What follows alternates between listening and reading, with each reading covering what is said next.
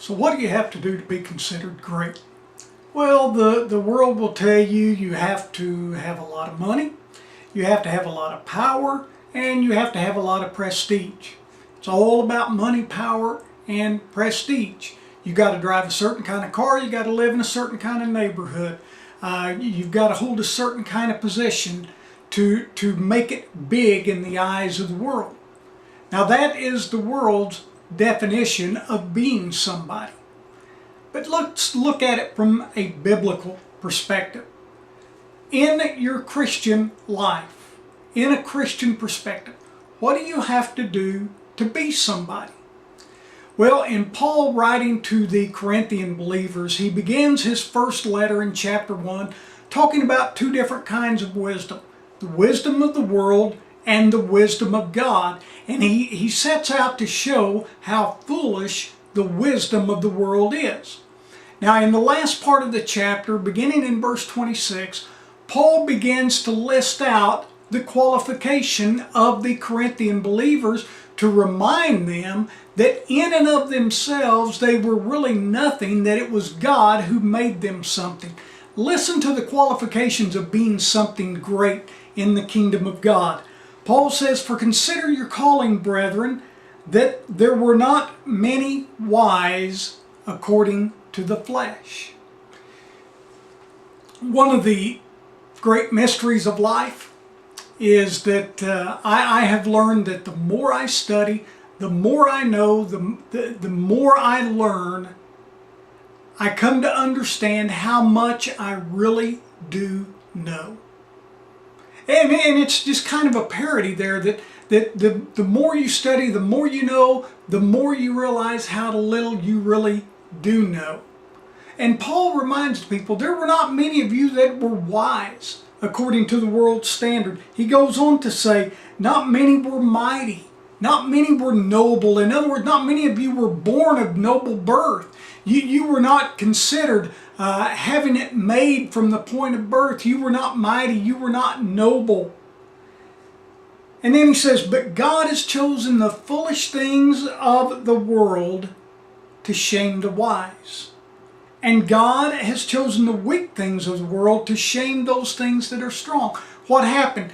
God took the foolish things of the world, that is, the things that the world would consider to be foolish. God has taken them and He has made them to where they shame the wise. And God chose the weak things of the world to shame the strong. He goes on in verse 28, and the base things of the world and the despised God has chosen. The base things of the world. Let me tell you what that word means, base. That word means zero, nothing.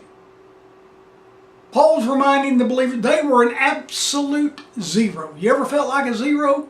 You ever felt like nothing? Well, you're in good company. Paul says God has chosen you as nothing in the eyes of the world. And he says that God has chosen the things that are not, that He might nullify the things that are. That no man should boast before God. Here's the thing. In order to be great in the kingdom of God, you do not use the same standards of the world. The world's standards and God's standards are different.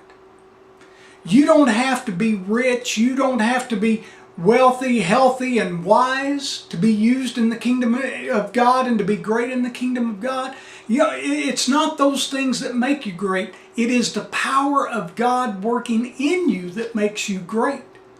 It is God taking those abilities and those gifts that He has given you and working through them to accomplish His will in the world. I mean, this is shown throughout all the Bible. Think back with me. You remember a man named Moses? He was born of a Hebrew slave. At one time he spent 40 years in the Midian desert herding a bunch of sheep. What happened? He became the greatest deliverer of Israel. You look at somebody like Joseph, was thrown into a pit by his own brothers to die. and wound up being the number 2 man in Egypt, saving the nation of Israel. The book of Judges is filled with examples. There's Ehud, the left-handed judge, and yes, even in that day and time, being left-handed was considered to be a handicap because the right hand was the hand of strength and power. There was Gideon, who when God called him, Gideon told God, "You don't understand, my family is the least of all the families in the tribe, and I am the youngest in the family." Gideon was saying to God, "You are scraping the bottom of the barrel here. Surely you don't want me." What happened?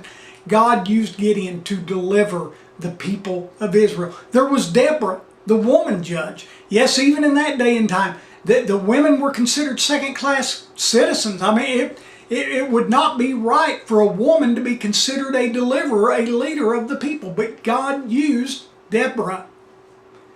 Come on into the New Testament.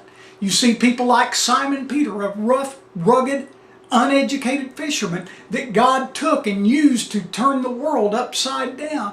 You see Matthew, the tax collector, who God took and used and became a great disciple of Jesus Christ. And there was the Apostle Paul, a great persecutor of the church, a man who sought to stamp out Christianity, and God changed his heart and used him to do something great in the kingdom of God.